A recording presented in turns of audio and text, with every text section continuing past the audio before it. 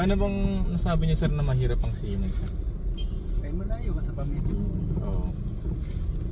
Siyempre, malayo ka. Tapos, lalaki yung mga anak mo. Wala ka bihira ka lang makaka-attend ng graduation yan. Kaya ako, naka-4 na ako na yung 3 nakatapos ng koleyo, wala akong na-attendan dun. Ng As in yung 3? Nakatapos ng college yun, wala akong na-attendan dun. Kahit isa dun sa 3. Ito, pang-4 yung isa, wala pa rin, high school na, hindi pa rin ako nakaka-attend dun. Kilala ko nga nurse eh. Kilala ko anak ng chief engineer. Talagang umayaw na talaga, hindi na talaga sumakay. Chief engineer pa yun sir? Oo, anak ng chief engineer. Hindi Oo. na talaga sumakay. Hindi kasi sila yan, mga anak ng Hindi sanay kasi Alam sa na nila, hirap yan. hindi, yan, sa pera yan. Talagang di sanay sa trabaho yan. Sanay sa trabaho. Hindi katulad namin ng mga ultimo. Oo, isang kahig santo ka na sir no? Pero yung mga anak, marami yan. Hindi sa kanila May yung- binabaan pa nga ako, anak ng kapitan eh. Okay. Tana, siga eh. Anong binabaan sir? Anong... Yung bumabang barko ba? Okay. Mesman siya, nagtrabaho siya na mesman. Tapang niya. Eh, may pinagmamalaki siya eh. Ano nangyari, Jers? Lipat dito sa Southfield yun. Umalis tatay niya, kasama siya. Hindi man siya, not for her siya. Umalis tatay niya, sama na naman siya. Isiga eh. Pala talaga yung patakaran na pag umalis yung backer mo. Hindi, siya not for her siya. Not for her siya, siga siya. Kumbaga sa akin na sir, parang meron akong parang ganun no, sir. Parang Saka hindi siya, okay lang yun kung kahit umalis yung father niya, kung siya, kasi nakaumpisa na siya eh. Oo. Ex-crew na siya. Ang problema lang, not for her siya. Oo, kasi gaman siya. Pagka inutusan mo, ayaw, puta, nagagalit. Pero pag uso yung sugal, alas 5 pa lang daw, nagsusugal na. Ano sugal sir? Pupusoy na sila doon. Ano siya eh, siyempre, hindi naman walang allotment. Solo lang yung pera niya. Sinugal niya na sinugal. Walang inipon. Wala. Isa na siya eh. Biro mo, kapitan yung tatay niya. Kaya pagka yung mga bihira ka siguro anak ng kapitan, chief engineer, Oo. na marunong humawak ng pera. Kumbaga laki sa layaw. Talaga sila. Biro mo, kalahating milyon ng sahod ng tatay nila isang buwan eh. Isang buwan natin yun. Imagine mo yun, paano nila maubos. Grabe no? Ano pala nagtulak sa inyo sir? Ba't kayo nag-ibang ganyan? Seaman or ibang bansa? Kasi ako, nung maliit pa lang ako, hirap na talaga kami. Kaya nung nakakakita ako ng mga nagsisiman, Opportunity no? Oo, sabi ko, gusto ko magsiman din. Kasi hindi man nila sinasabi yung buhay ng seaman na kasi puro ang kwentuhan lang, puro maganda eh. Ganda, yun naman talaga eh. Okay, ganyan, puta. Ako ngayon, hindi. Pagka, yung anak ko lang, talaga natuluyan din. Nagsiman din? Okay. Kaso sinasabihan ko siya, sabi niya wala man akong parang gustong trabahong iba eh. Dito lang din sa Southfield. Oo. Pangatlong sakay na. Oo. Sinampa ko yun, mesman. Buta, naalaman niya yung hirap ng trabaho. Hirap ng pesman sir. Yun yata yung pinakauna sir, di ba? Oo. Buta, Sabi sa akin ng nagputok-putok kaibigan yung kamay niya. Sabi ko, ang hirap ng trabaho ng mesman. Pangalawa, last year, sabi ko, lumipat ka na ng kasi engineer siya eh. Graduate siya ng marine engineer eh. Nag-engine boy. Ngayon, wiper na siya. Sabi ko, mag-exam ka. Kasi kahit na basta may lisensya ka na, hindi ka kasi ganun din naman eh. Sabi, wag mo akong tularan na hindi ako mag-examine, sabi ko. Ano ba sir yung mga dapat Ibig sabihin, yours, graduate ka talaga ng Oo, BSMT ako graduate eh. Ano ba ang sir? Tawag dito yung mga dapat iwasan ng mga baguhan sa ganyan po sa seaman. Kasi ang pagsisiman, pakisamahan lang yan eh. Saka sipag. Number 1, pakisamahan. Oo, tapos sipag. Kailangan Sipag. marami kang Kailangan maraming ano sir? Tropa? Makisama ka lang. Kasi puro ano dyan, puro mga matatagal na, puro gusto niyan, puro mga bida eh. Basta ikaw, puro yes sir ka lang dyan. Kaya mo lang sila magkwento na magkwento. Magpaikisama sir. Ano pa, Basta bukod dun sir? puro yes sir ka lang yan. Sipag. Sipag. Yan lang ang puhunan mo dyan. Basta pag nag-utos, sunod lang. Oo. Pag yung puro katwira na ganun. Nagali sir, gusto mo rin umalis sir sa pagbabarko ng mas maaga sana? Oo. Ano yung kung dapat nakaipon. ginawa mo nung ano? Negosyo. Oo. Negosyo, dapat. Kasi ako, laking tondo ko puta. Kailan lang ako, 26-15 lang ako umalis sa tondo talaga ibabuhay dyan sa tondo. Pagka ano, puta dyan, sikat ka pagka papainom ka dyan. Saka lahat nagsusugal, yan.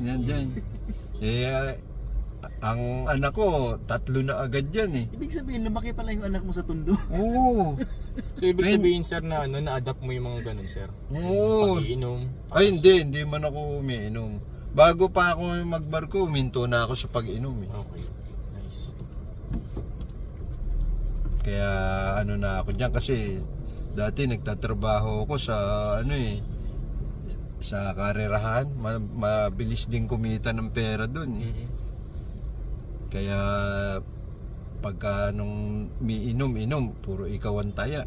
Yung ano, yung trainee ko nga ngayon, kapitan na yung kumpare ko nag-aaral yun sa TIP. Sabi ko, lumipat ka ng ano, magsimang ka na lang. Tapos training mo siya before? Oo. Hindi, ako ba naghikayat sa kanya kasi sa okay. TIP yun. Sabi ko, ano ba yung kurso mo? Ganyan. Sabi ko, magsimang ka na lang. Yung second sem, nag-enroll yun. Ngayon, kapitan na Galing. Bilis Kasi nga, ang ano nga, pasipagan lang mag-exam. Saka madali na siguro. Tsaka feeling ko sir, meron siya talagang na-goal na talaga sir. Yung goal niya nung... Puta, ngayon, ang bahay at lupa, nandiyan sa Cavite, puta. Linya na yan. Oo. So, talagang ano, ang ano niya, mag-official siya. Kaya nung tinanong niya, nauna pa siya magkabahay sa akin Sabi niya, pare, nakakuha ka na ba ng bahay? Sabi ko, wala. Sabi niya, wala ka pang bahay? Sabi ko, wala akong pandown Sabi, magkano ba kailangan mo? Sabi ko, ano, 200,000. Sabi niya, magkano sa dollar yun? Sabi ko, 4,000. Sabi niya, meron akong tinagong ano dito tinatago niya ba sa misis niya. May tinago akong $10,000. Bibigay ko siya yung 4,000 pero umuha ka na. Hindi, yun. Saka lang ako nakakuha. Nung nakuha ko naman, na-scam naman ako. Putang buwisit na yun. Grabe. Bakit anong nangyari niyo? Nakakuha ako ng bahay, yung ano ba, sinapo ko. Nakahulog na ako nung nakahulog na ako 2018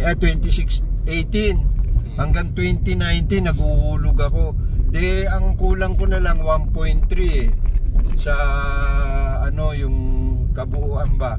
Ang inano ko na sa Pag-ibig, ipapasok ko sa Pag-ibig. Ang loanable ko sa Pag-ibig 1.250. 50,000 na lang yung kailangan ko. Sabi ko, sige, papasok ko na. Nito na, nung ipapasok ko na, nakasanla pala yung lupa. Putang, naku, nanlambot ako. Bali, ang nakuha ko lang 500. Hulugan pa ng 1 taon. Bali, umupa pa kami, kaya nakuha ko lang 400,000. Back to zero nga ako. Laki talaga. Salbahe, sabi ko, salbahe kayo. Puta, nung umpisa pa lang, sinabi ko sa inyo, ipapasok ko sa Pag-ibig yan. Hindi nyo sinabi sa akin na nakasanla. Kaya ako naman naalaman na nakasanla dahil dun sa kaklase ko na manager ba ng bangko. Sabi niya, mate, check mo. ano mo sa Register of Deeds, sabi niya, pagka yan, ang titulo ng ano niyan, isa lang, hindi nakasanla yan. Pero pagka dalawa yan, nakasanla yan, dalawa, tatlo, pang papel ba niya, may kasunod na ano ganyan. Sabi niya, nakasanla yan. Tignan mo, ayun nga, nakakita ko nga, nakasanla nga sa Maybank. Yun yung masakit sir, Oo. Utang, sabi ko, paano kaya? Ang gusto naman nila, ituloy lang daw dahil hindi naman daw maririmata. Dahil nilalaban daw nila. Sabi ko, ma'am, ano yung nilalaban nyo? Ang gagawin nyo lang, babayaran nyo lang yan lupa. Ba't kayo maglalaban? Sabi niya, mate, hanggang may makukuha ka pa dyan, umatras ka na. Sabi niya, pag narimataya, kukunin ang bangko niyan. Wala kang kalaban-laban. Nasa bangko ang titulo niyan. Ayun. Kaya yun ang ano ko, sabi ko.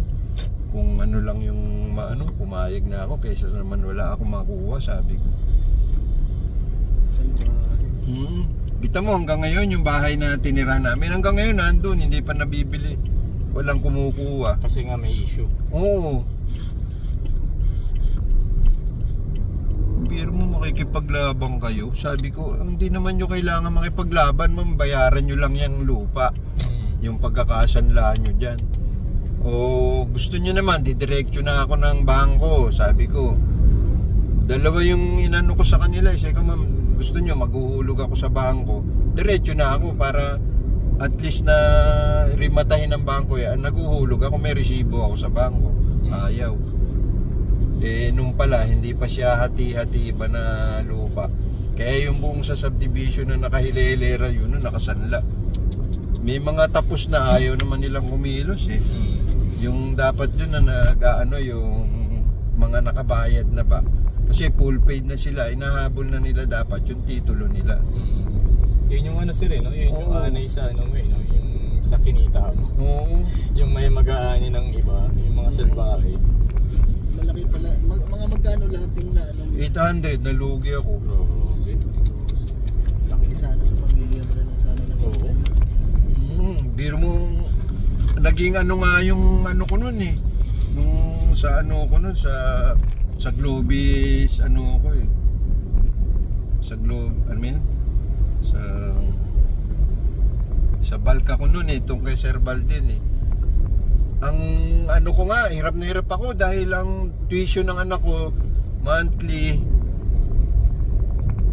isang 15, isang kulang 20 monthly yun. Tapos ang bahay ko sa hulog ko sa bahay 21,000. Lahat ng onboard ko dire-diretso lang doon buwan-buwan. Grabe na doon na po. Oo.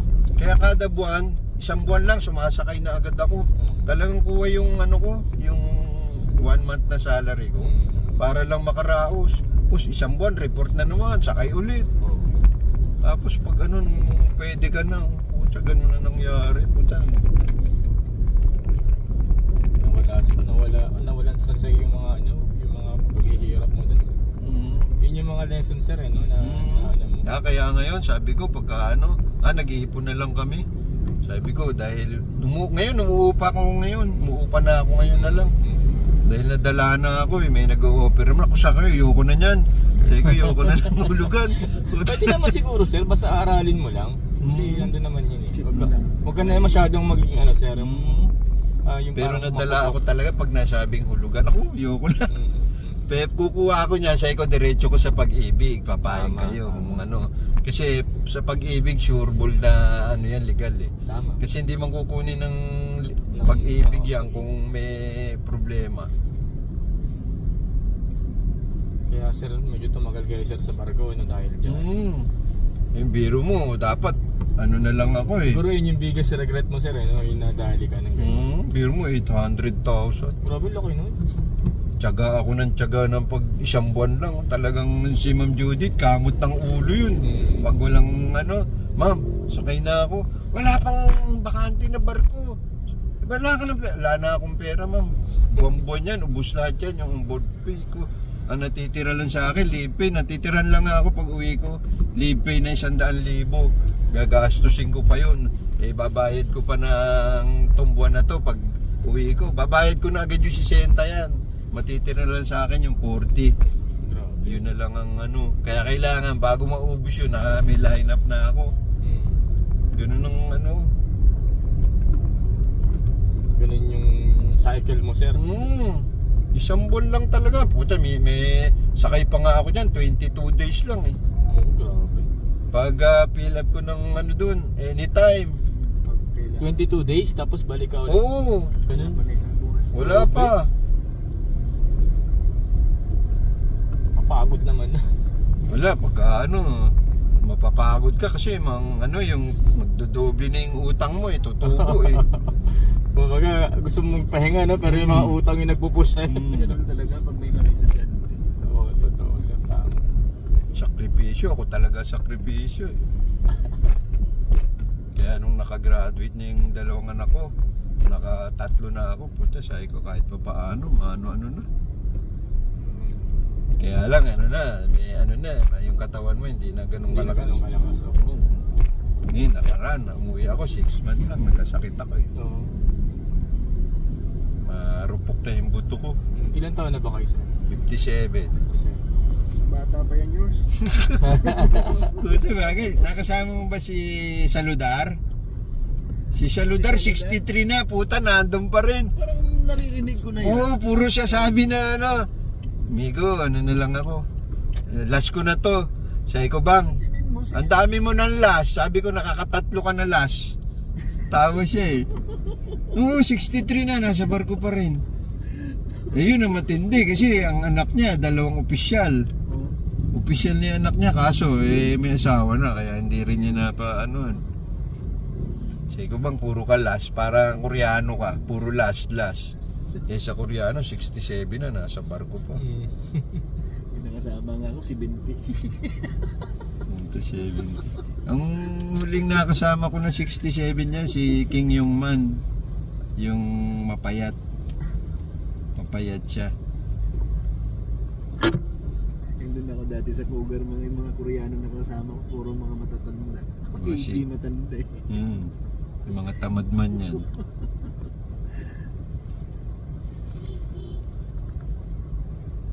ano naman sir yung mga sir, yung mga